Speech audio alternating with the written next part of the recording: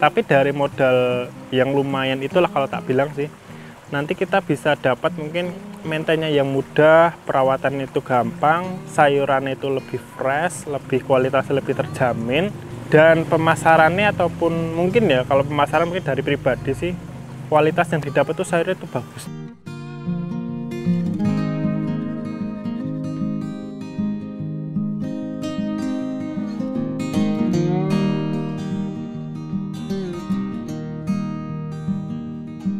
Perkenalkan, nama saya Abdullah.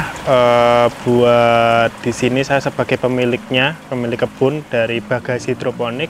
Buat alamat itu ada di Jalan Sakura, Cokro-Bedok, Sleman, Yogyakarta.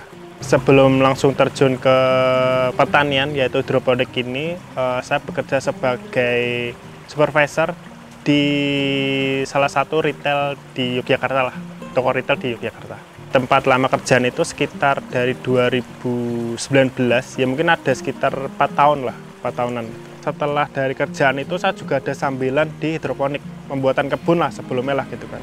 Itu kebun kecil dulu nih, habis itu setelah dirasa mungkin ada potensi, setelah pengembangan, pemasaran dan lain-lainnya, habis itu saya putusin mungkin buat terjun langsung ke hidroponik karena emang potensinya juga besar dan ada, kalau kita bilang mungkin ada penghasilan lah yang mungkin bisa menutup dari pekerjaan lama saya sih. Berhubung saya mungkin dari petani ya muda gitu kan dia. Dibilang mungkin kalau petani kebanyakan yang tua sih gitu kan dia, yang berumur lah gitu. Dan kebanyakan masyarakat yang ataupun pemuda itu jarang banget turun ke pertanian sih. Makanya di sini ternyata peluangnya itu besar karena saingannya tuh ya ibaratnya masih sedikit sih. Jadi kebanyakan yang muda itu kebanyakan emang ke kerjaan keluar sih, misalnya ke kantor ataupun ke macam-macam, dan mungkin prospek buat pertanian di bidang hidroponik lah kalau menurut saya itu lebih terbuka lah. Jadi setelah pengembangan, habis itu beberapa masuk ke pasar, habis itu mencobalah masarin dari toko ke toko, habis itu ngelobi supermarket ataupun ngelobi resto-resto di Jogja, itu ternyata potensinya besar banget itu.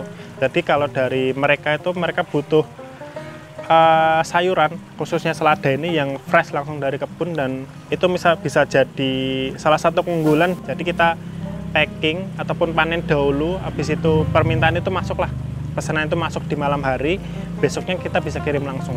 Jadi pemasarannya dan bisa jadi kontinuitas lah, ke repeat order lah gitu. Dari resto itu terus repeat order dan bisa jadi potensi lah buat pengembangan di hidroponik.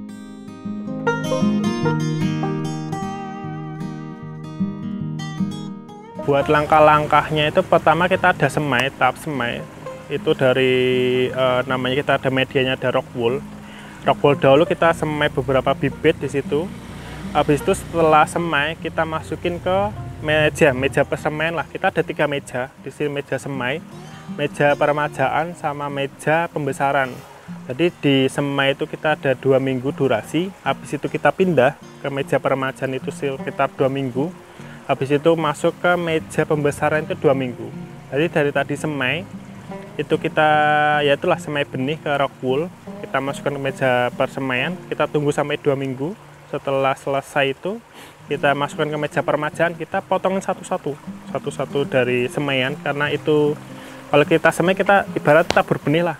Habis itu ke peremajaan kita ambilin satu-satu, karena kalau selada itu dia mekar sih. Jadi kalau misalnya dempet benihnya itu tidak bisa sih itu.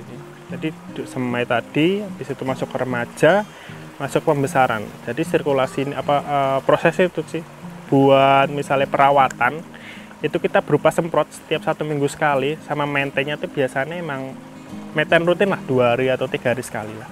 Buat pengembangannya tetap ada sih nantinya sih, tetap berkelanjutan lah. Kita bangun kebun itu seluas 100 meter dahulu, kita bangun kebun 100 meter, per tahun itu 100 meter lah kita. Jadi sehingga ada scale up pembangunan di per tahunnya lah kita itu. Sebenarnya kalau tantangan dialami semua pelaku usaha sih Kak itu. Jadi misalnya dari persaingan pasar, kesesuaian produk, habis itu kualitas produk juga ada sih. Jadi apalagi mungkin pemain hidroponik di Jogja itu juga dibilangnya lumayan banyak. Jadi seenggaknya kita harus ngasih kualitas dari produknya itu baik, dari harganya juga oke, pelayanannya ke customer juga harus bagus lah itu. Kalau sistemnya kita pakai NFT sih Kak. Jadi ada beberapa sistem di Droponic, ada DFT, ada NFT, ada rakit apung. Tapi kebetulan kita sistemnya pakai NFT karena emang pertamanya lebih ke maintainnya lebih gampang, sama mungkin lebih tahan lah, lebih gampang nggak kena jamur lah misalnya atau macam-macam gitu lah. Lebih gampang di sistem NFT kita. Kalau dulu kita pernah nanam pakcoy, sawi, kangkung, dan bayam juga ada, macam-macam. Tapi kebetulan emang kita lebih ke mengerucut sih. Jadi misalnya kalau dulu mungkin ada lah macam-macam, tapi ternyata potensi lebih besar ada di satu jenis ini, selada sih. Jadi kita fokuskan ke jenis selada aja sih. Dan mungkin kalau dibilang harganya lumayan bagus lah daripada sayur-sayur lain lah itu. Kalau di hidroponik khususnya selada, kita kalau musim panas gini biasanya macam-macam. Ada penyakit itu misalnya namanya leaf miner, habis itu trip, terus lebih banyak lagi itu nanti ulat. Ulat itu banyak banget di sini. Apalagi kalau musim panas gini banyak yang kena asus busuk akar, busuk batang, itu macam-macam lah.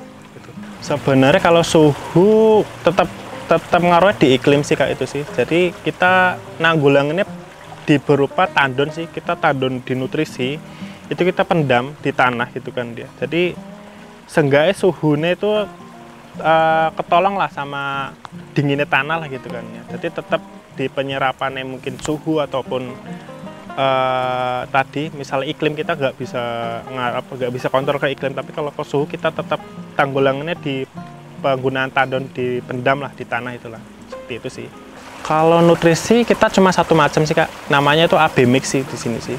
Ya, udah itu aja sih AB mix. Sebenarnya itu nanti tetap sih dari ada racikan N, unsur P, macam-macam lah banyak. Dan itu kita tetap di sini beli sih, soalnya kalaupun racik sendiri harus ada formulanya sendiri sih, berupa mungkin takaran-takaran tertentu lah. Kalau misalnya nanti dosisnya kelebihan, biasanya mungkin tanamannya nanti sakit, gampang sakit ataupun kurang bagus pertumbuhan. Misalnya dosisnya itu kekecilan, ya pertumbuhannya kurang normal juga sih. Makanya kalau di sini mending dari kebun sih itu beli aja sih, beli mungkin pekatan khusus buat 1 bulan atau 2 bulan. Nantinya langsung diaplikasiin ke beberapa tandon tadi. Jadi nutrisinya di sini cuma satu macam, namanya AB mix aja sih. Sebenarnya kalau AB mix sama aja sih, misalnya kayak nutrisi ataupun pupuk lah, misalnya pupuk NPK, pupuk urea. Jadi buat AB mix nanti tetap dia ngacunin ke pertumbuhannya, ke kekebalan dari sayurnya biar nggak kena gampang penyakit lah, itu seperti itu sih. Kalau mungkin bicara keuntungan, mungkin saya langsung ke minusnya dulu sih. Tadi kan mungkin plus lah di keuntungan lah. Kalau minusnya itu pertamanya mungkin ya mau nggak mau kita harus nyediain tempat tanaman, rumah tanaman lah. Otomatis ya tempatnya emang harus ibaratnya emang khusus tanaman dan mungkin membutuhkan modal yang nggak sedikit sih. Tapi dari modal yang lumayan itulah kalau tak bilang sih, nanti kita bisa dapat mungkin maintainnya yang mudah, perawatan itu gampang, sayuran itu lebih fresh, lebih kualitasnya lebih terjamin, dan pemasarannya ataupun mungkin ya kalau pemasaran mungkin dari pribadi sih, kualitas yang didapat itu sayurnya itu bagus. Kalau mungkin keadaan sekarang selada di pasar itu sekitar 5.000, tapi kalau mungkin selada hidroponik sekitar 20.000 sampai 25.000 per kilo. Jadi mungkin keuntungannya di harga jual, kualitas, sama maintainnya itu lebih mudah.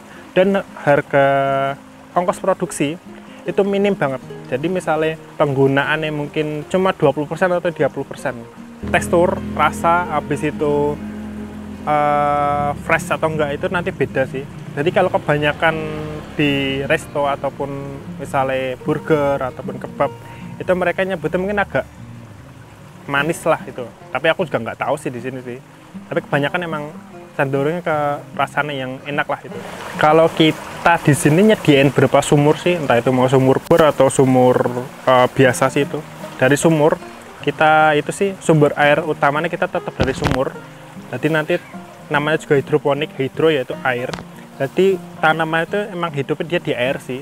Jadi kita nyediain air berupa tandon dengan skala satu tanaman itu buat 1 liter air lah. Jadi misalnya kita di sini ada sekitar 5.000 tanaman, kita nyediain air di tandon itu seenggaknya di 5.000 liter lah itu. kita sirkulasi muternya Mas, jadi dari tandon, kita tandon yang tadi 5.000 liter, habis itu masuk ke pipa ke tanaman, itu nanti keluar lagi, terus masuk ke tandon. Jadi kita muter sirkulasi tandon, habis itu ke tanaman, habis itu keluar ke tandon lagi.